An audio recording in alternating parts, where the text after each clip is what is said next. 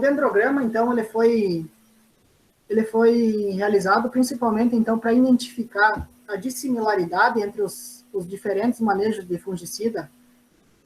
avaliados, sendo que aqui nós podemos observar que houve a formação de dois grandes agrupamentos, sendo o grupo de cima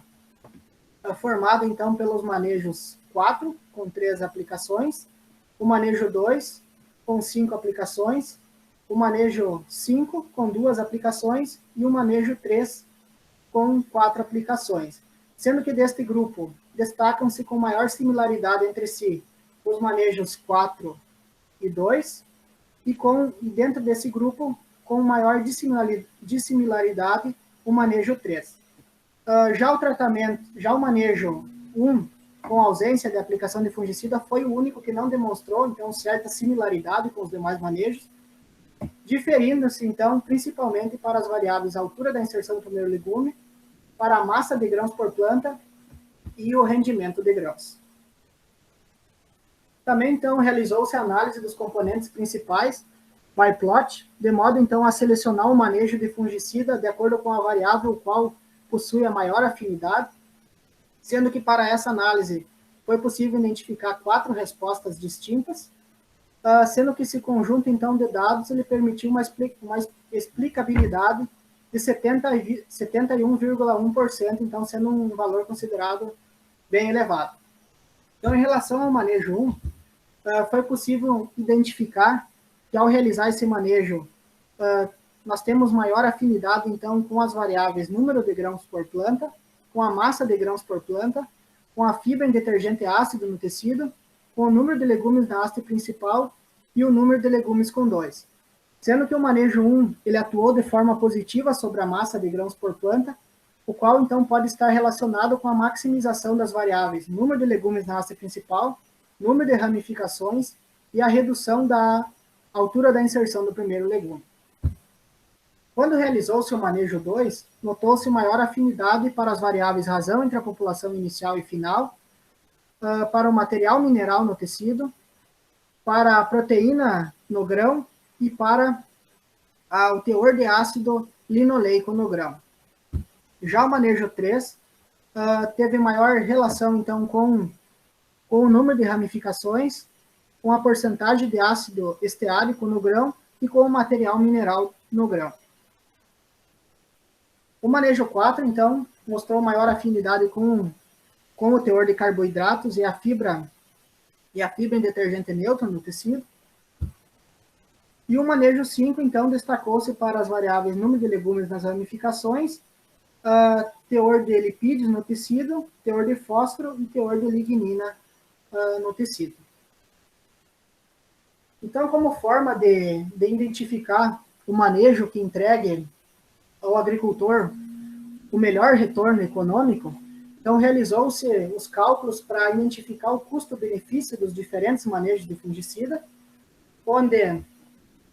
nós temos aqui os diferentes manejos, então manejo 1 com ausência, manejo 2 com 5 aplicações, manejo 3 com 4, manejo 4 com 3 aplicações e manejo 5 com 2 aplicações. Então aqui nós temos os diferentes rendimentos de grãos obtidos para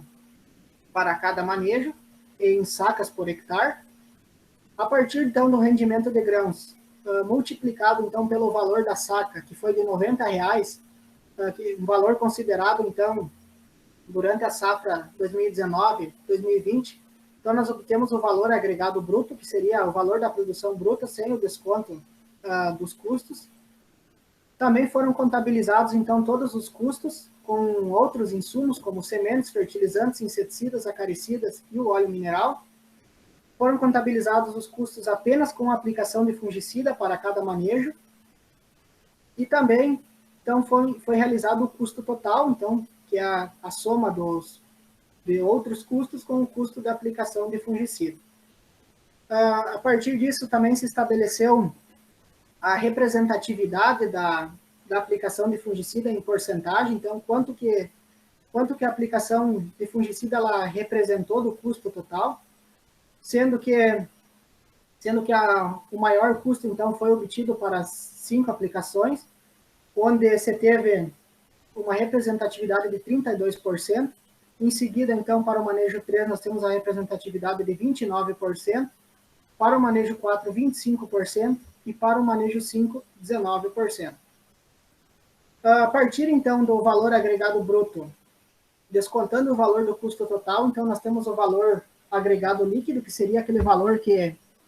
sobraria para o agricultor após o pagamento dos custos, onde nós percebemos que o melhor retorno econômico foi obtido para o manejo com ausência de aplicação de fungicida, o qual possibilitou, então, um rendimento de R$ 2.624 por hectare. Em seguida, então, destacam-se o manejo 5, com 2 aplicações, uma rentabilidade de R$ 1.929 por hectare, sendo que o menor retorno econômico foi obtido para o tratamento 3, principalmente pela baixa produtividade, então, encontrada. Então, de acordo com os resultados obtidos, nós podemos observar que, além das perdas pela ocorrência de doenças, perdas pelo posicionamento incorreto de fungicidas em anos de déficit hídrico e temperaturas elevadas, também podem ser um problema enfrentado por muitos agricultores, muitas vezes esse problema passando despercebido, pois ainda se tem muita limitação de estudos relacionados a safras com condições climáticas atípicas, principalmente no que se refere à funcionalidade dos manejos fitossanitários, sendo que um manejo de fungicida mal posicionado, além de ele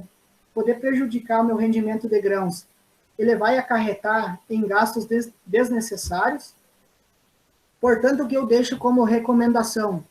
é que em safras com condições climáticas desfavoráveis, com baixo volume hídrico e temperaturas mais elevadas, talvez torne-se fundamental trabalhar com moléculas que sejam menos danosas, como o uso de estrobilurinas, o uso de mancozeb, ou até mesmo carboxamidas, que se tem poucos relatos, então, de ocorrência de fitotoxicidade, sendo que para as estrobilurinas, alguns estudos já indicam que ela promove o aumento no teor de clorofila pelo aumento da assimilação de nitrogênio